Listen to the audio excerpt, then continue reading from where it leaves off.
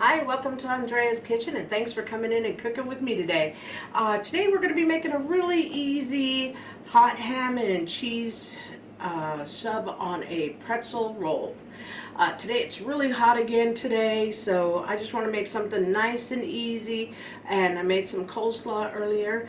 I'm letting it cool in the refrigerator, but we're going to get started. I'm going to put a little bit of butter on my roll here, so that I could heat it up in my pan. I want everything to have just a nice little heat about it and some crunch to the bun.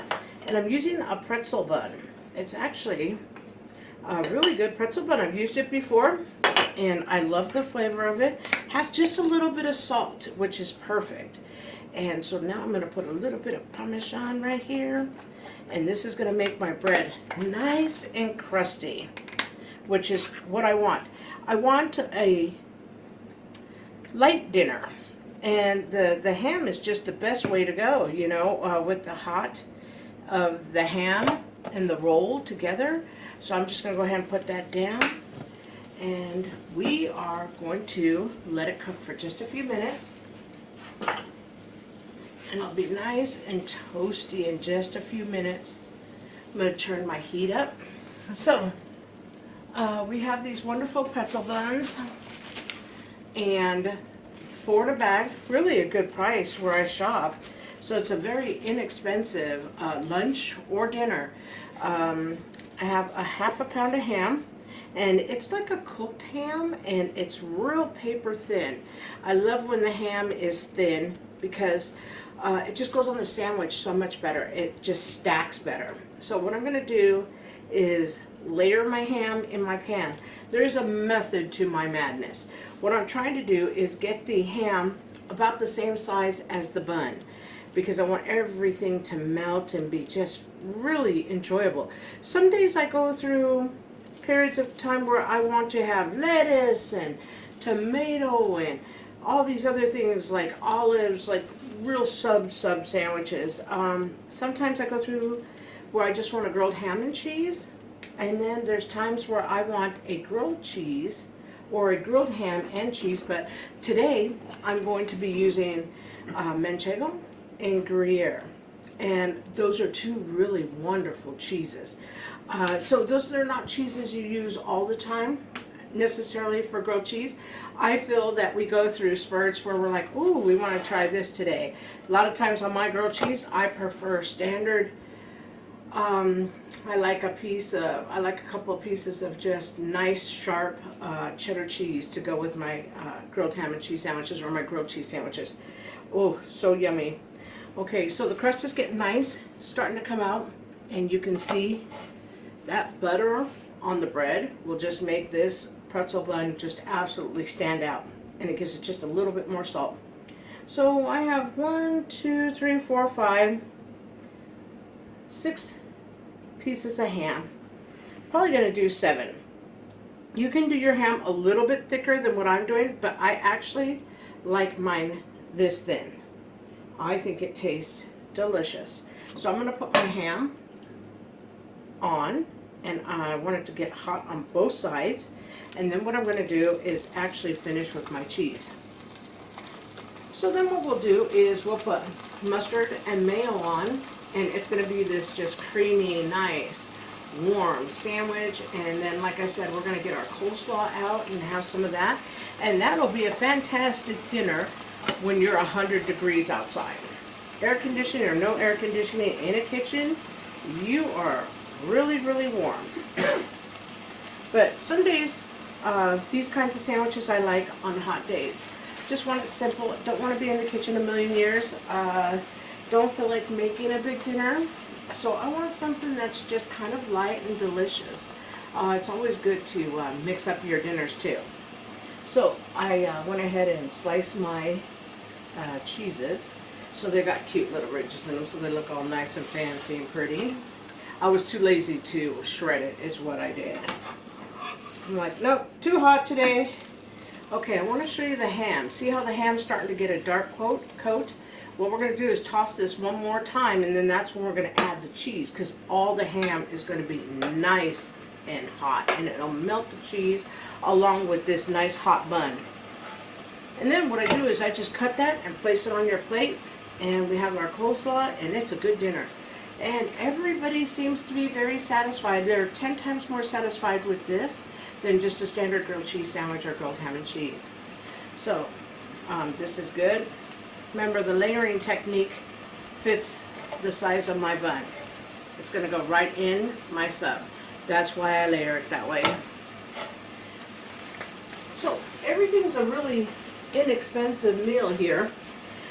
Most I paid was my ham. Ham's expensive when you go to the deli. You can use other hams, but when the ham is actually the star of the dish, you want to use a good ham because everything is inexpensive. The cheese, I think $4 and $2, but I have a whole block of it, so I'm good, you know. I normally buy my nice melting cheeses, or I call them my fancy cheeses, because we eat a lot of cheese in our family. I usually buy those when they're on sale, so I'm kind of a sale shopper. Okay, now this looks fantastic. Do you see the crispiness on the side of that ham? That's what you're looking for. That's what makes this sandwich what it is. So now I'm going to go ahead and layer the cheese. And if it layers like I think it's going to layer, we're going to be able to maybe we will flip it. I'm not sure yet. Sometimes I have nerves of steel, and some days I'm like, no, I don't want to mess it up. So this is what it's going to look like. All that beautiful cheese on top. It's really not that much, but it's going to add some creaminess.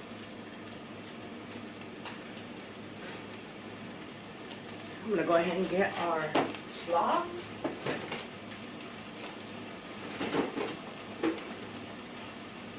Oh, it's sizzling, smelling delicious. Oh, smelling real good. So here's our coleslaw.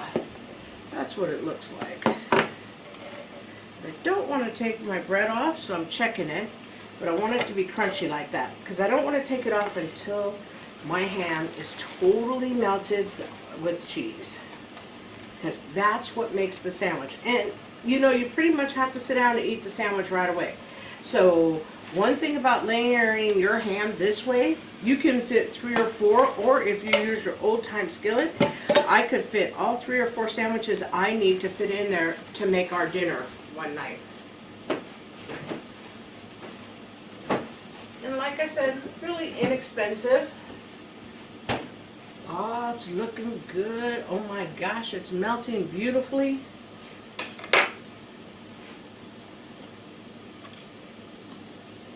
I'm going to give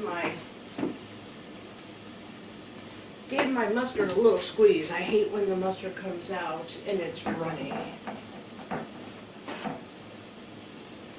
Okay. And then I'm going to do, I feel like this is going to be good. I'm going to take that piece of ham right here and I'm going to flip it. So now look at the bottom of that ham. Do you see the crisp on that ham? That is an entirely just delicious thing to look at. Now what I'm going to do is I'm going to take it and flip it back over and look at the cheese state. If you use good cheese, the cheese stays. It won't fall apart. It won't get all over your pan. It's just wonderful. It has a good melting quality. Okay.